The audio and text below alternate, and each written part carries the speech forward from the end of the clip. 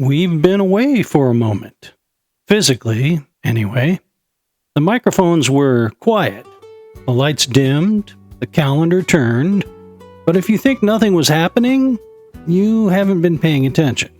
Because rest doesn't mean stillness, and silence doesn't mean absence. Sometimes it's just recalibration. Season 1 asked a dangerous question. What if the things we're afraid to talk about are the only things worth talking about? Not hypothetically, not academically, but honestly. We examined machines. We examined faith, power, authority, truth, and the uncomfortable realization that most modern arguments don't fail because they're wrong. They fail because they're out of order. Most systems don't collapse from opposition, they collapse from misalignment. Exactly. Season 1 wasn't about winning debates. It was about mapping the terrain. And mapping terrain is, exhausting work, to be honest. You don't sprint through minefields. You move slowly. You mark what explodes. You note what doesn't. That's why we didn't rush Season 2. Because once you see the pattern, you can't unsee it. Over the break, something became clear to us. The fear around AI. The nostalgia around faith. The panic around work, meaning, identity. They're not separate conversations.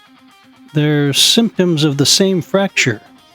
Hierarchy didn't disappear. It was denied.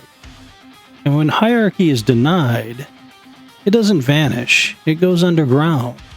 That's when things get strange. That's when tools pretend to be judges. That's when systems pretend to be moral. That's when people are told to surrender authority without being told to whom. When authority is undefined, power fills the vacuum. And Season 2 is about that vacuum. Not as theory, not as prophecy, but as structure. We're not asking whether machines are intelligent anymore. That question already answered itself. We're asking something more uncomfortable. Who decides? Who answers? Who submits? And who never should? Season 2 isn't louder, it's sharper.